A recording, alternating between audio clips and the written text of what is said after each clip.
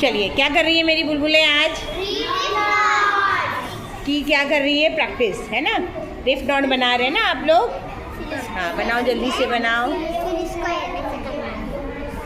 इसका इस्तेमाल है सामान बांधने के लिए, डॉक्टर पट्टी के दोनों सिरों को बांधने के लिए और पार्सल बांधने के लिए। Very good, very good. Practice करो बेटा, पार्टनर को भी दो, अपने पार्टनर को भी सिखाओ रिफ नॉट। हाँ, मस्वा बनाए।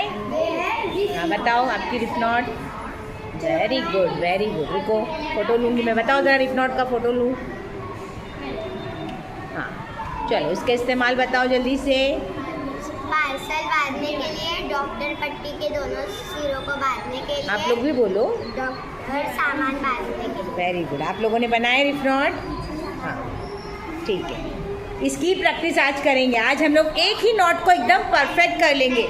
हर बच्चा, हाँ, मेरी हर बुलबुल जो है ना रिफ नॉट में परफेक्ट हो जाएगी। कभी नहीं भूलेंगे आप लोग, लाइफ टाइम इस रिफ नॉट को नहीं भूलेंगे। ठीक है बेटा? Good, very good.